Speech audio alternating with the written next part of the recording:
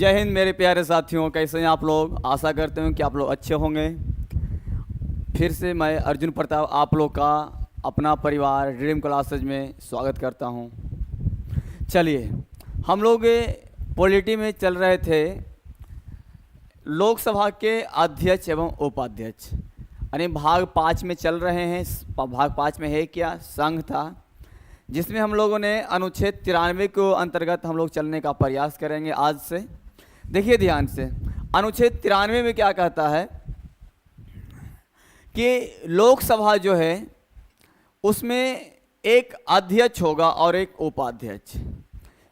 अध्यक्ष के काम क्या होता है, पूरे सदन में यानी लोकसभा में जितने भी सदस्य हैं 543 सदस्य, उन सभी का देख रेख करना एक किसका काम होता है, एक अध्यक्ष का काम होता है। और उन्हीं का चुनाव के बारे में प्रक्रिया दिया हुआ किसमें, 93 में कहता है कि लोकसभा का एक अध्यक्ष होगा, लोकसभा का एक क्या होगा, अध्यक्ष होगा, और उनके नीचे एक उपाध्यक्ष होगा।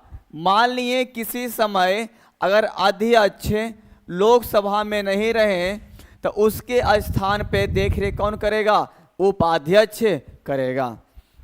हम अध्यक्ष की या उपाध्यक्ष की बात करें तो इनमें ध्यान दीजिएगा कि संसद जो है वो अपने में से ही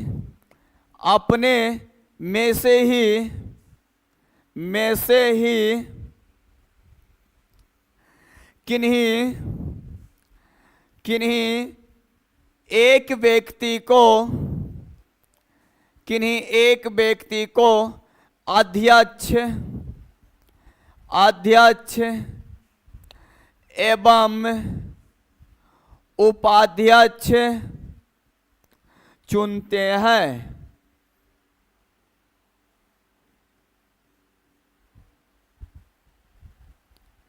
समझिए ना, लोकसभा में जो 543 जो निर्वाचित होकर संसद जा रहे हैं, उन्हीं लोग में से अपने में से 543 में से किसी एक व्यक्ति को अध्यक्ष और किसी एक व्यक्ति को उपाध्यक्ष चुनते हैं।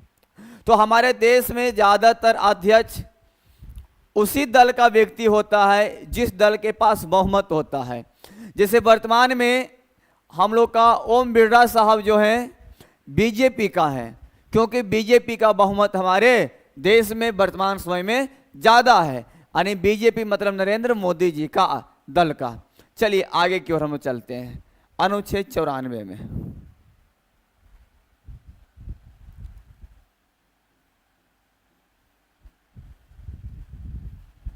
अनुच्छेद 94 में इसमें साफ साफ इन बातों को कहा गया है कि लोकसभा के अध्यक्ष और उपाध्यक्ष, लोकसभा के अध्यक्ष और उपाध्यक्ष का पद रिक्त भी होगा।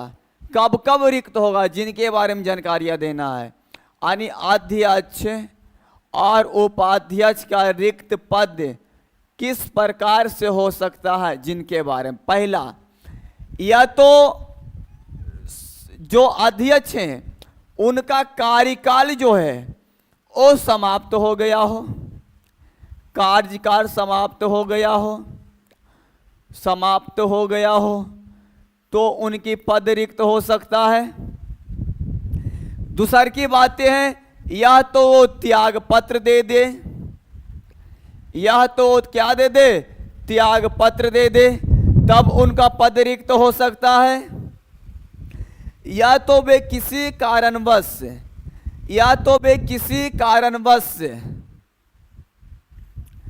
लोकसभा के नियम कानून को सही तरीका से नहीं रखे, या तो उनका बहुमत गिर जाए, तब यानी बहुमत गिर जाने के बाद,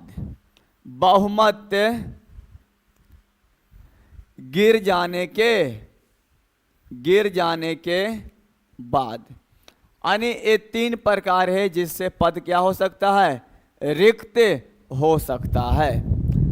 समझिए ना, लोकसभा के पद रिक्त, अध्यक्ष के एवं उपाध्यक्ष का पद रिक्त किस प्रकार से हो सकती है जी।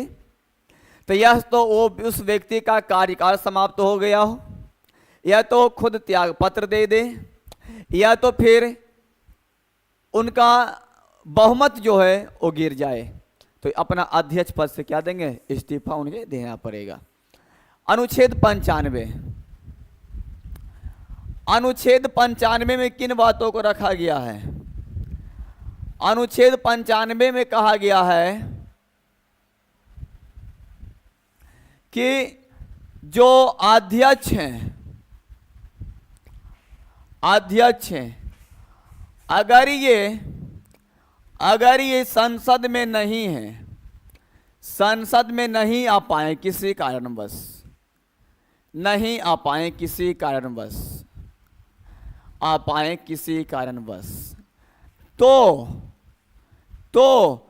इनके स्थान पर, इनके स्थान पर उपाध्यक्ष कार्य करेगा। कौन करेंगे? उपाध्यक्ष जो हैं वो काम करेंगे। मान लिए काम अध्यक्ष जो हैं वो किसी कारणवश से, मान लिए कि अध्यक्ष जो हैं वो किसी कारणवश अगर संसद में नहीं आते हैं, तो उनके स्थान पे जो कार्य करेंगे वो कौन करेंगे? उपाध्यक्ष करेंगे। उनके स्थान पे जो कार्य करेंगे वो कौन करेंगे? उपाध्यक्ष करेंगे। किसी भी कारण बीमार हो जाएं, या तो उन्हें भी कोई घर में कोई परेशानियां हो, या घर पारिवारिक कोई समस्या हो, या पारिवारिक कोई बात हो, विचार हो, वो जा सकते हैं। लेकिन यही बात है कि उन्हें जो है उनके स्थान पे काम करेगा कौन? उपाध्यक्ष काम करेगा। अनुच्छेद 96, अनुच्छेद 96 में किन बातों को रखा गया? ध्यान से देखिएगा। इसमें कहा गया है कि अध्यक्ष एवं उपाध्यक्ष, उपाध्यक्ष को हटाने की चर्चा है, हटाने की चर्चा है। देखिए, अनुच्छेद 94 में कह रहा था कि किन किन पदों के माध्यम से इनका पद क्या हो सकता है? रिक्त हो सकती है, रिक्त हो सकती है। और अनुच्छेद 96 में कहता है कि अध्यक्ष एवं उपाध्यक्ष को हटाने की प्रतिक्रिया। तो देखिए, सबसे पहले इनका एक प्रतिक्रिया होता है, सबसे पहले समझने का प्रयास कीजिए। मान लिए कि वर्तमान समय में बीजेपी सरकार का अध्यक्ष बना हुआ, किनका जी? बीजेपी का बना हुआ। इसमें बहुत सा दल का समर्थन है। मान लिए एक दल है, कौन सा? नीतीश कुमार का दल है, जेडीयू। किसी कारणवश जो नीतीश कुमार का जो दल है, उनके पास इतना संसद हो कि वो सत्ता से हटे तो सरकार गिर जाए। तो अगर ये सत्ता से हट जाता है और आकर ये दूसरे दल में सम्मिलित हो जाते हैं, तो वैसी अवस्था में इनका जो सरकार है बीजेपी का, वो गिर जाएगा। और गिरते ही कोई भी दल ये नहीं चाहेगा कि हम पर जो देखरेख करने वाला कोई दूसरा व्यक्ति हो। वो लोग सीधे चाहता है कि हम पर देखरेख करने वाला भी सिर्फ कौन हो? हमारा ही व्यक्ति हो, हमारा ही दल का हो, हमारा ही महागठबंधन का हो। इसलिए उन्होंने इस अध्यक्ष को भी हटाने का प्रयास करेंगे। तो इसके लिए क्या होगा? वोट, मतदान होगी। क्या होगी जी? मतदान होगा। जब मतदान होगा तो जिनके पास बहुमत आएगा वही ना संसद अध्यक्ष बन पाएंगे। तो अगर बहुमत गिर जाती है तो अध्यक्ष एवं उपाध्यक्ष पद से क्या देना होगा? इस्तीफा देना होता है। अध्यक्ष एवं उपाध्यक्ष पद से क्या देना होता है? इस्तीफा देना होता है। चलिए आगे। अनुच्छेद 97, 97, अनुच्छेद 97,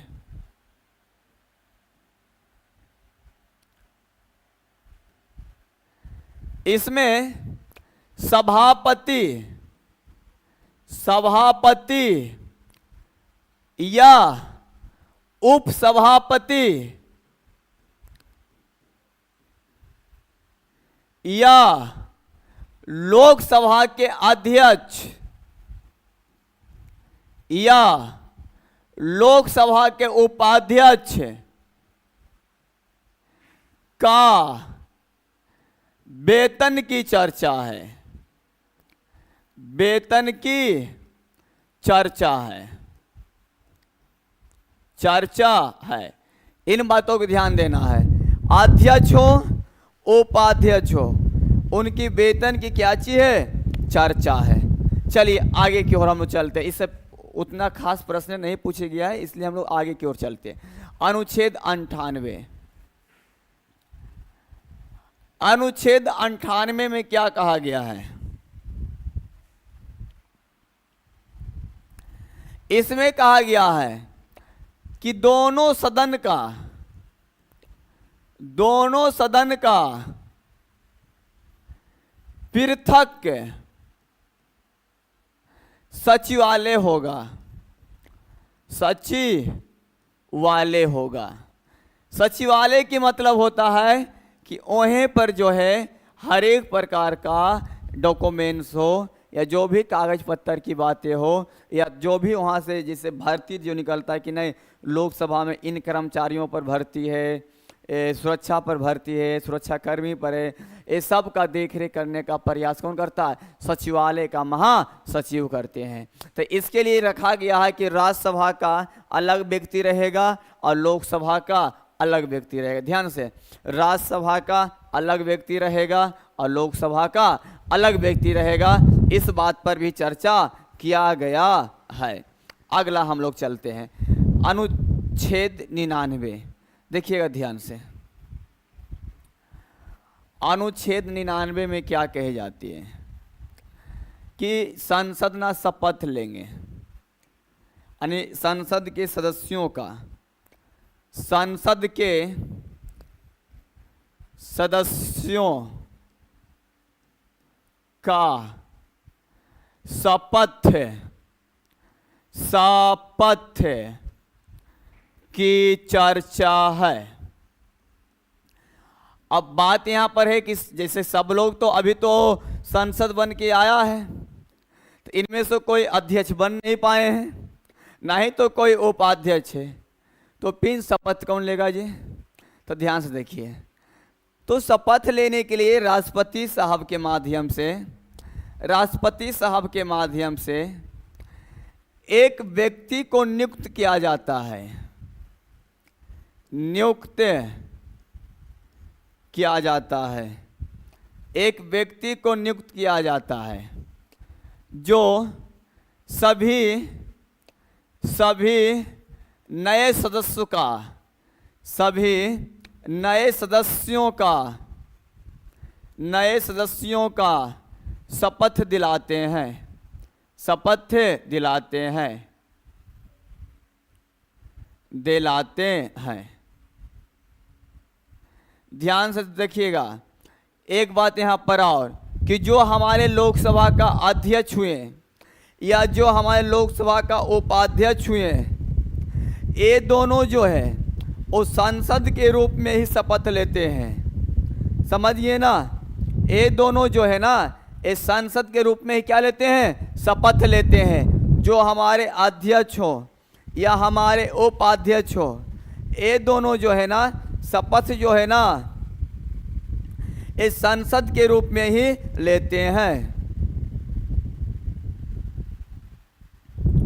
समझिए ना, लेकिन अध्यक्ष एवं उपाध्यक्ष के रूप में नहीं। हाँ, सिर्फ चुनाव होता है, भैया इन्हें क्या बना दीजिए? अध्यक्ष बना दीजिए, इन्हें उपाध्यक्ष बना दीजिए। शपथ में क्या लेता? हम फलनमा कुमार, फलनमा क्षेत्र से फलनमा सांसद बने हैं, हम वहाँ के जनता को सुखी समृद्ध नहीं रखेंगे। यानी वहाँ तो लेता भैया कि रखेंगे, लेकिन बाद में क्या हो जाता? ऐसा सभी पर बातें नहीं है, कुछ लोगों हैं जो ऐसा काम करते हैं। बहुत सारे संसद राजनेता ऐसा भी हैं जो बहुत अच्छे भी हैं, लेकिन 90% से ज़्यादा जो राजनेता लोग हैं वो पहले अपने आप को सोचेगा, उसके बाद अपना दल को सोचेगा, उसके बाद आम जनता को देखेगा। ये एक खराबी है हमारे हिंदुस्तान में, ये एक खराबी देखने को मिलता है अपना हिंदुस्तान में। अब हम आगे की ओर चलते हैं। अनुच्छेद 100, अब हम लोग 100 अनुच्छेद में चले गए हैं। अनुच्छेद कितना है? अनुच्छेद 100। इसमें आप लोग ध्यान से देखिए क्या कहता है। इसमें कहा गया है मतदान की चर्चा है, मतदान की चर्चा है। किस मतदान की चर्चा है? हल्ला नहीं, एक मिनट ध्यान से। किस मतदान की चर्चा है जी? तो जो मतदान की चर्चा है ना, वो संसद में, संसद के किसी सदन में, संसद के किसी सदन में, किसी सदन में, सदन में अगर कोई विधायिका पास हो रहा हो, अगर कोई विधायिका पारित किया गया हो या पेश किया जा रहा हो, तो उसमें जो है ना मतदान की शक्ति की बात कहा गया है। इसमें कौन लोग मतदान दे सकते हैं? जो लोग निर्वाचित होकर आए हैं, जो लोग क्या होकर आए हैं? निर्वाचित होकर आए हैं, चुनाव जीत कर आए हैं, वे लोग क्या दे सकते हैं? मतदान दे सकते हैं। लेकिन जो लोकसभा में अगर मतदान चल रहा हो तो लोकसभा के अध्यक्ष नहीं दे सकते हैं। अगर राज्यसभा में चल रहा हो तो राज्यसभा के सभापति यानी उप राष्ट्रपति नहीं दे सकते हैं। समझिए ना, इन बातों को ध्यान दीजिएगा। मतदान की चर्चा किसमें है? 100 में है।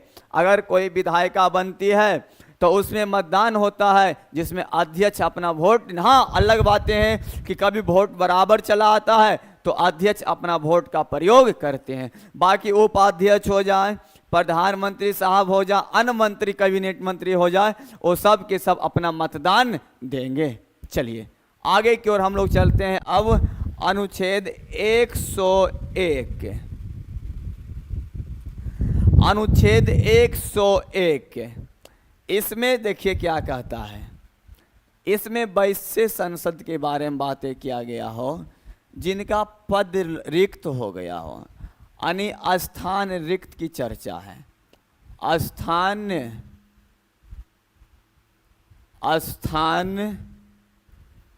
रिक्त की चर्चा है। ध्यान से सुनिएगा। संसद में आखिर स्थान रिक्त कब होता है? सबसे पहला बात, हमारे बातों को ध्यान दीजिए। पहला, अगर चुनाव हुआ तो वैसे व्यक्ति जो एमपी का यानी संसद का चुनाव 2 जगह से लड़ लेते हैं। कोई व्यक्ति है जो 2 सीटों पे आ जाते हैं, उतर जाते हैं। कितना सीटों पे जी? 2 सीटों पे चले आए। जैसे हमारे मोदी साहब ही वाराणसी और अहमदाबाद से चुनाव लड़ लेते हैं। हमारा जो राहुल गांधी है एक मेरठ से भी चुनाव लड़ लेते हैं और एक उधर केरला साहब तरफ से भी चुनाव लड़ लेते हैं। तो और कभी ऐसा होता है ना कि दोनों जगह से चुनाव जीत जाते हैं। जैसे अब की बार जो राहुल गांधी थे, ये दोनों जगह चुनाव जीते हुए थे। तो एक बरेली की सीट होती है। तो इन्हें क्या होता है, जब संसद 2 सीटों पे जीत जाते हैं तो उन्हें एक सीट जो है ना वो छोड़ना पड़ता है। एक क्या करनी होती है? छोड़ना पड़ता है। तो वो खाली हो गया, एक सीट हुआ ना जी। वो भी एक सीट। देखिए ये किन के होता है? जिनको लगता ना है, हम लगता है यहाँ से हार जाने की संभावना है, वहाँ से भी हारने की संभावना है, तो 2-3 गो पर हो सकता है। हमारे देश में नियम है कि आप चाहें तो एक ही चुनाव में 1 से ज़्यादा सीटों पे आप चुनाव लड़ सकते हैं। एक ही बार में, एक ही चुनाव में। मान लीजिए विधानसभा का चुनाव आने वाला है तो हम 2 सीटों से लड़ सकते हैं। जैसे बिहार के एक जिला है शेखपुरा में, वहाँ 2 सीटें हैं। 12 विधानसभा सीट है, एक शेखपुरा विधानसभा सीट है, तो हम दोनों से चुनाव पर उतर सकते हैं। या नालंदा में 7 गो है, वहाँ से उतर सकते हैं। लखीसराय में 2 है, वहाँ से भी उतर सकते हैं। मतलब कहने की मतलब ये है कि चुनाव में हम दोनों सीटों पर क्या हो सकते हैं, उतर सकते हैं। लेकिन हाँ, जीतने के बाद हमें किसी एक सीट का ही सदस्य बनकर रहना होगा। दूसरा क्या बात है, कब खाली होगा, जब वो क्या हो ना कि पहले तो संसद का चुनाव जीत लेते हैं, बाद में वो विधानसभा का चुनाव जीत भी लेते हैं और विधानसभा, और उन्हें मुख्यमंत्री या मंत्री बनने की चाहत हो, तो वैसी अवस्था में क्या करेंगे कि संसद का सीट जो है ना, इसे वो छोड़ देते हैं, तो फिर सीट रिक्त हो गया। तीसरा का है कि मृत्यु से, मान लिए कि आकस्मिक संसद का मृत्यु हो जाए तो उन्हें रिक्त हो जाता है। 4 में तो भैया रिक्त कोई करता ही नहीं है, मैंने त्याग पत्र तो कोई देता ही नहीं है। त्याग पत्र से भी हमारा रिक्ति माने कि स्थान का हो सकता है, रिक्त हो सकता है, जो कि संभव ही नहीं है, जो कि संभव ही नहीं है। त्याग पत्र तो कोई देता ही नहीं है, तो ये बात क्या है, संभव ही नहीं है। समझ गए ना। इतने प्रकार से सदस्यों जो है वो क्या करते हैं,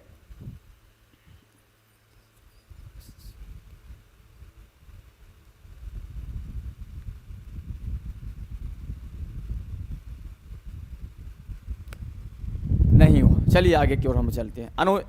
अनुच्छेद 102, अनुच्छेद 102 1 से 2 में क्या है, देखिए शर्तें हैं, संसद की शर्तें।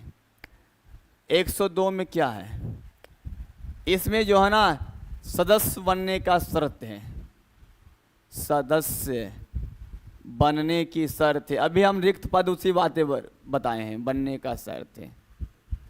सबसे पहला बात है कि अगर आप इसका सदस्य बन रहे हैं तो आप विधानसभा का सदस्य नहीं हो सकते हैं, किसी भी राज्य के विधानसभा का सदस्य नहीं हो सकते हैं, आप नहीं हो सकते। आप अगर लोकसभा की सदस्य बने हैं तो आप किसी भी राज्य के विधानसभा का सदस्य नहीं हो सकते हैं। साथ ही साथ अगर आप कोई मंत्री पद पे हैं तो उसका मंत्री पद भी रहेगा ना, तो भी उसे आपको क्या करना होगा, त्याग करना होगा। अगर कोई विधायक है ना, वो संसद बन गया है तो न तो विधायक और संसद दोनों पे नहीं रह सकता है, किसी एक पद पर ही रह सकते हैं। उन्हें एक पद क्या करना होगा, त्यागना होगा।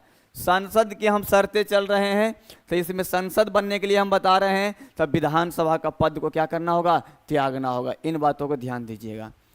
अगर तीसरा का वो भारत का नागरिक हो, भारत का क्या हो, भारत का नागरिक हो, भारत का नागरिक हो तो वो क्या बन सकता है, माने कि संसद बन सकते हैं।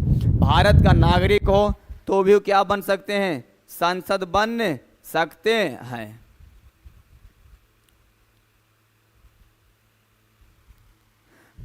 बन सकते हैं। अगला, वो किसी लाभ के पद पर ना हो, लाभ के पद पर ना हो, ना हो। लाभ के पद के मतलब होता है कि वो किसी नौकरी के पद पर ना हो।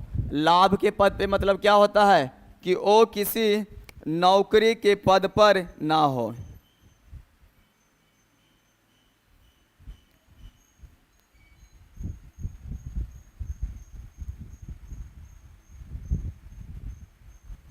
नौकरी का पद पर ना हो। चलिए अब हम लोग आगे की ओर चलते हैं। अनुच्छेद 103, अनुच्छेद 103 इसमें है कि सदस्यों से, सदस्यों की निर्हरताओं, निर्हरताओं से संबंधित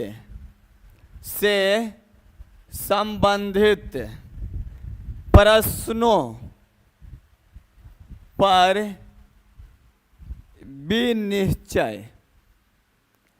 कहने की मतलब ये है कि मान लिए कोई संसद है और अनुच्छेद 102 जो है उसके अनुसार किसी प्रकार से वो उस शर्त को नहीं पालन कर रहा हो, जिसमें सदस्य बनने का योग की बातें की जा रहा है और वो चुनाव जीत गया हो, तो इस पर कौन इस पर बातें करेगा? इसका मतलब कि कहने का मतलब ये है कि इसका जो न्याय है, इसका जो निचोड़ है, इसका जो समझौता है, कौन करने का प्रयास करेगा? तो ये राष्ट्रपति साहब के हाथ में है।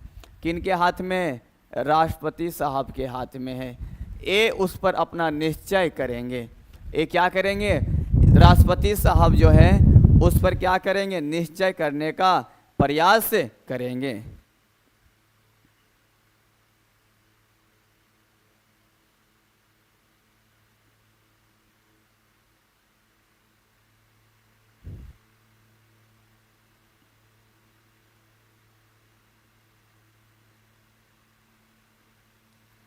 समझिए ना, राष्ट्रपति अगला, और उसके बाद निरहत राष्ट्रपति के माध्यम से वो फैसला लेंगे और राष्ट्रपति से क्या करेंगे? हटा देंगे।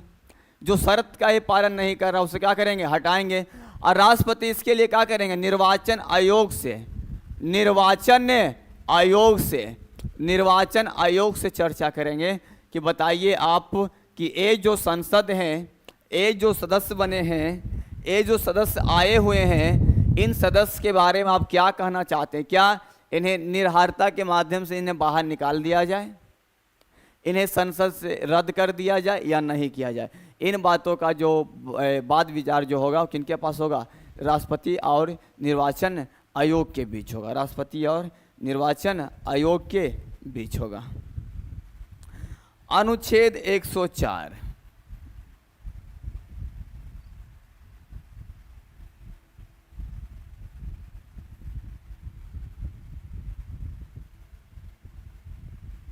अनुच्छेद 104 इसमें कहता है कि अनुच्छेद 99 के अधीन शपथ लेने से पहले या अर्हित ना होते हुए या निर्हित किए जाने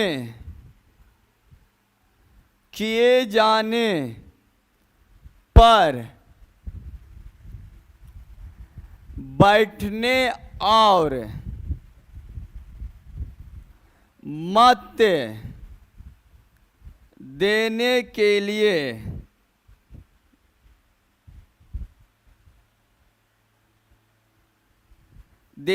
लिए सशस्ती होगा। कहने की मतलब ये है कि अगर वैसे व्यक्ति पर जिन पर ये सब कानून अनुच्छेद 99 और उसके पहले लगाया गया हो, तो वो व्यक्ति जो है ना संसद में बैठने लायक हो, संसद में क्या कर सकते हैं? उन्हें चुनाव जीत गया है ना, तो उन्हें पूर्ण रूप से क्या है? संसद से हटाया नहीं जा सकता है। चलिए आगे, अनुच्छेद 105, अनुच्छेद 105 संसद के सदनों की तथा उनके सदस्यों और समितियों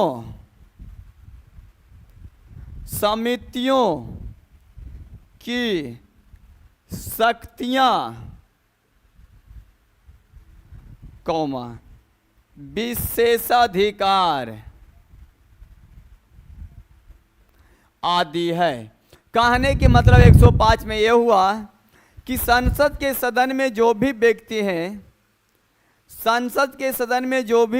हैं, उन सभी सदस्यों एवं उन सभी समितियों के पास,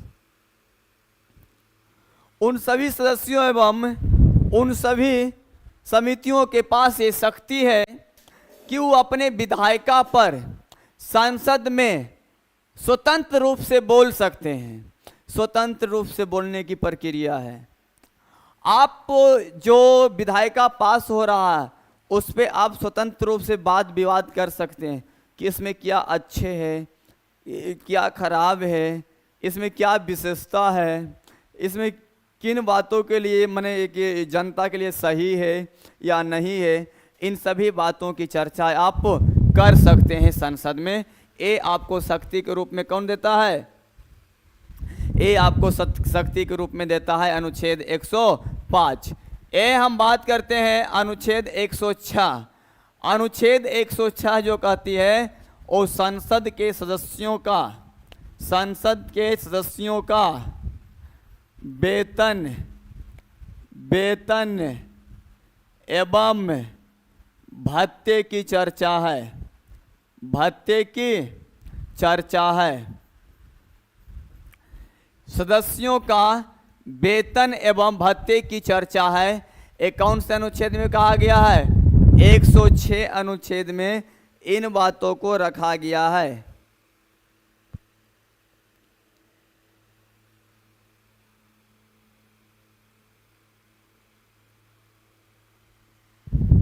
इन बातों में रखा है। जैसे देखिए, मान लें कि कोई संसद है तो संसद की जो कितना वेतन मिलना हो, उसके लिए कितना पेमेंट हो, उसका एक दिन का कितना खर्च उसके पीछे देना है, जिसको भत्ते के रूप में कहते हैं, वो खर्च में होता है। वो यात्रा करने के लिए उसके प्रतिदिन का वो भत्ता दिया जाता है। जैसे वर्तमान समय लगता है 2000 रुपये का लमसम विधायक को मिलता है, संसद को वही लमसम मिलता होगा।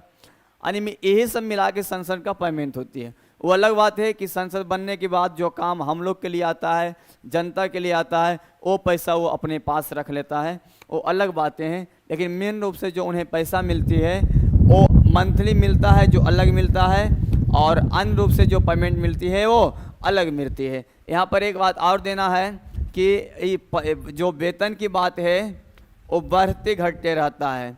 संसद है और संसदे में वेतन पर भी चर्चा होती है। वेतन पर भी चर्चा होती है। अगर एक बार कोई संसद जीत लिया तो जीवन भर उसको वेतन मिलते रहेगा जब तक कि उसकी मृत्यु नहीं होता है। चुनाव में क्यों आदमी आना चाहता है? अगर वो एक बार जीत लिया ना तो उसको जिंदगी भर के लिए एगो नौकरी समझिए हो गया। कम अब मान लिया कोई 25 साल में संसद बन गया, जैसे तेजस्वी यादव, तेज प्रताप यादव 25 साल में ही विधायक बन चुके हैं। इनका तो जीवन क्लीन हो गया है। ये जब तक जिंदा रहेंगे, जब तक पेमेंट का होगा आते रहेगा। सरकार इन लोगों को देते रहेंगे कि नहीं आप लोग लीजिए, आप लोग क्या कीजिए, पैसा लीजिए। अगला अनुच्छेद 107, इसमें विधायिका पारित करने की बात है। यानी विधेयकों को पुनः स्थापन और पारित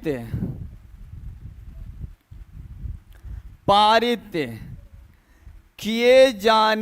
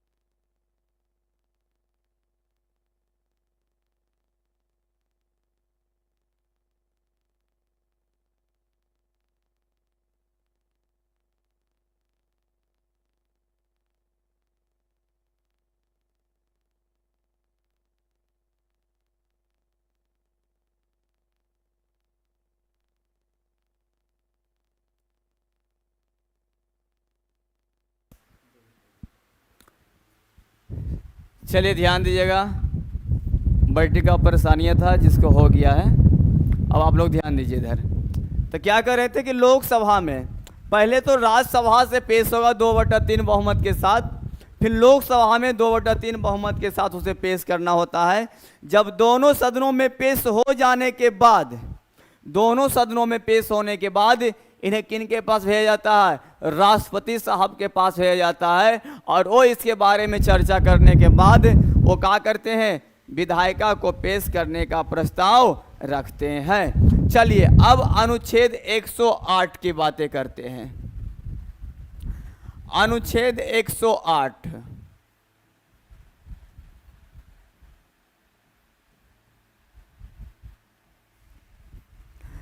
इसमें कुछ दशाओं में, किसमें जी? कुछ दशाओं में दोनों सदनों, यानी कि दोनों सदन, राज्यसभा और लोकसभा, दोनों सदन की संयुक्त बैठक बुलाई जाती है। संयुक्त बैठक बुलाई जाती है, बैठक बुलाई जाती है। देखिए राष्ट्रपति साहब का ये उनका अपना एक दायित्व होता है कि अगर किन्हीं विधायिका के पास किसी बात के लिए संसद में कोई बहस हो जाए, तो कोई परेशानियां हो, तो उसके लिए दोनों सदनों के बीच क्या हो सकती है? संयुक्त बैठक बुलाने का प्रावधान है। किन किन बातों पे बुला सकते हैं इसके बारे में हम लोग चर्चा करते हैं। पहला कि मान लिए कि पास पे माने कि जैसे मान लिए कि पास किया गया, विधायिका पारित किया गया और दूसरे एक सदन में किया गया और दूसरे सदन में उसे क्या कर दिया? अस्वीकार कर दिया। दूसरे सदन में अस्वीकार कर दिया। तो इस सब का सब केस किन के पास जाएगा? राष्ट्रपति साहब के पास जाएगा और वो उधर से आएंगे, बोलेंगे दोनों को एक साथ बुलाइए और समझौता कीजिए कि आखिर ऐसा क्यों किया गया, आखिर ऐसा क्यों किया गया। हो गया। दूसरा ऐसा भी हो सकता है कि विधेयक में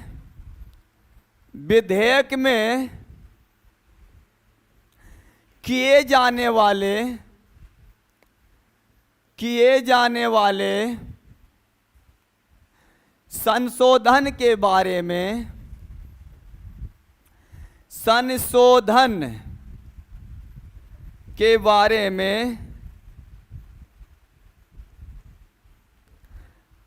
सदन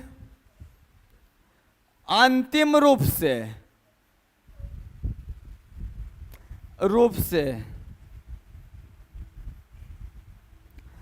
असहमत हो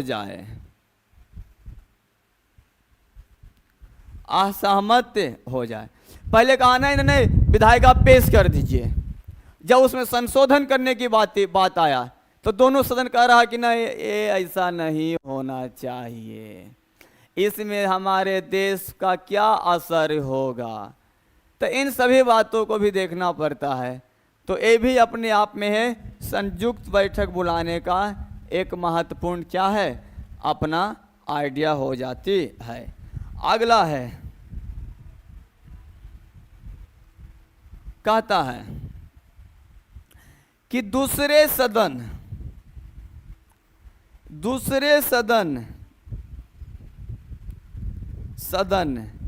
को विधेयक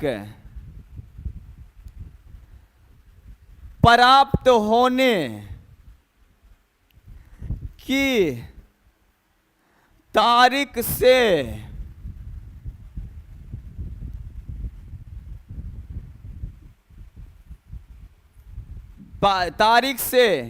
बिना पारित किए 6 महीना हो जाए, 6 माह हो जाए तो भी इस पर संयुक्त बैठक बुलाई जा सकती है। इन बातों की चर्चा हम लोगों के बीच रखी गई है।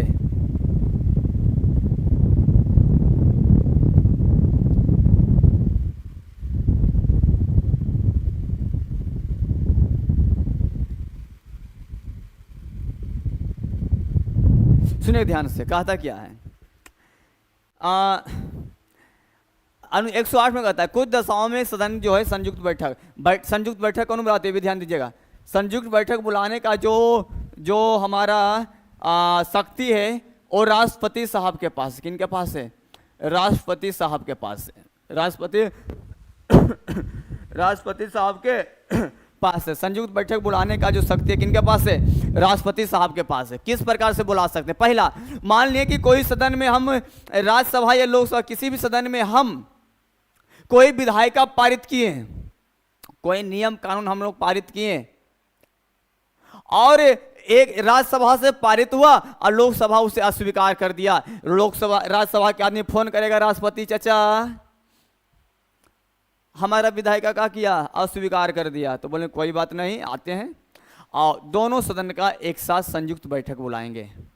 या तो फिर ऐसा हो सकता है कि दोनों सदन अंतिम समय में ये कह दे कि ना ना ना अब ना हो सकता है, तो इस अवस्था में भी संयुक्त बैठक बुलाई जा सकती है। तीसरा का है कि मान लिया कि राज्यसभा से लोकसभा में पारित हो गया विधायिका, राज्यसभा के लोकसभा में पारित हो गया विधायिका, और उसके बाद 6 महीना बीत गया और कुछ नहीं किया, अभी तक ना तो उसने बात किया ना तो विचार किया, उसको आराम से ताखा पे रख दिया। तो राज्यसभा के आदमी यानी जो भी सदन से आया हो उसके आदमी फोन करेगा राष्ट्रपति साहब के पास फिर कि हमारे पर बात विचार नहीं किया जा रहा, तो फिर वो क्या बुलाएंगे? संयुक्त बैठक बुलाने का प्रावधान करेंगे। यही बातें होती हैं। हम लोग आज के अंतिम अनुच्छेद की ओर चलते हैं। अनुच्छेद 109, ये VVI अनुच्छेद है जी। अनुच्छेद 109 VVI, इसमें धन विधायिका के बारे में चर्चा है। किसके बारे में? धन विधेयक, धन विधेयक, धन विधेयक के बारे में चर्चा है। धन विधेयक के बारे में चर्चा है, चर्चा है। धन विधेयक के बारे में चर्चा किसमें है? अनुच्छेद 109 में है। अनुच्छेद 109 में है, धन विधेयक के बारे में चर्चा है। इसे पेश करने की चर्चा है, इस पर विशेष प्रतिक्रिया की चर्चा है। इसमें किन किन बातों को ध्यान दिया गया है, जरा हम लोग भी एक बात देते हैं धन विधायिका के बारे में। धन विधेयक जो है ना, ये जब भी पारित करेगा तो सिर्फ और सिर्फ लोकसभा पारित कर सकता है, राज्यसभा का इस पर कोई हाथ नहीं होते। देखिए पहला बात है कि धन विधायिका जो है ना, ये राज्यसभा में, कहाँ? राज्यसभा में पूरा स्थापित नहीं होता है, यानी ये राज्यसभा में इसका कोई वैल्यू नहीं होता है, नहीं होता है। राज्यसभा में इसका कोई वैल्यू नहीं होता। दूसरा का है कि लोकसभा से ही पारित होगा। कहाँ से पारित होगा? लोकसभा से ये पारित होगा, लोकसभा से ये पारित होगा। राज्यसभा को ये उसका 14 दिन के भीतर इसे पारित कर देना होता है। इसमें लिखा गया है कि लोकसभा से पारित होगा और राज्यसभा जब जाएगा तो राज्यसभा इसे 14 दिन के अवधि में पारित कर देगा। अगर वो पारित नहीं भी करता है तो इसे पारित मान लिया जाएगा। समझिए ना, अगर लोकसभा के जो आदमी है वो कह रहा नहीं ये विधायिका सही नहीं है, 14 दिन हो गया तो ये नहीं भी करेगा, तो पर भी लोकसभा का जो आदमी है वो कहेगा नहीं राज्यसभा से पारित का हो गया है, अब इसे राष्ट्रपति साहब के पास सिग्नेचर मारने के लिए भेज दिया जाए। कहता है कि लोकसभा राज्यसभा के किसी सिफारिश को मान लेता है, सिफारिश को मान लेता है, स्वीकार कर लेती है।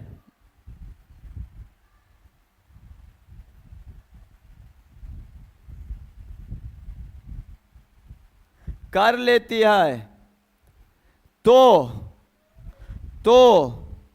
ये विधायिका जो है ना, ये धन विधायिका जो है ना, वो पारित माना जाएगा। क्या माना जाएगा?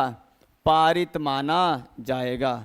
धन विधायिका जो है ना, ये पारित माना जाएगा। राज्यसभा और लोकसभा में अगर किसी बात सिफारिश को लेकर एक दूसरे को स्वीकृति दे देते हैं, इसका मतलब होता है कि राज्यसभा और लोकसभा जो है ये धन विधायिका को क्या मान लेते हैं? पारित मान लेते हैं। पहला बात ये होती है, प्रश्न आता सीधे कि धन विधेयक से संबंधित अनुच्छेद कौन है जिसमें पारित होता है? तो 109 है। धन विधेयक पारित कौन से सब संसद में होता है? तो लोकसभा में होता है। लोकसभा में संसद में पारित होने के बाद कितने दिनों तक राज्यसभा में रखा जा सकता है? 14 दिनों तक रखा जा सकता है। अगर 14 दिनों के बाद भी अगर राज्यसभा में उस पर कोई बात विचार नहीं किया गया हो तो पर भी उसे स्वीकार मान लिया जाएगा। अगर मान लिए कि लोकसभा राज्यसभा के किसी बात को स्वीकार करता है, कोई सिफारिश राज्यसभा से आती है, उसे स्वीकार कर लेता है कि हम होता है ना, जिसे कोई विधायिका लागू किए उसमें कुछ नियम है जो हम लोग राज्यसभा वाला नियम अच्छा है, वो लोकसभा का भैया इन बातों को आप चेंज कर दीजिए जो जनता के लिए भलाई का काम करेगा।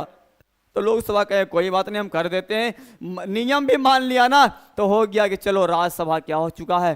पारित तो हो गया है। क्या हो गया है? पारित। यानी धन विधेयक जो है वो पारित हो गया है। अगला हम लोग आज के अंतिम अनुच्छेद की ओर चलते हैं। अनुच्छेद 110।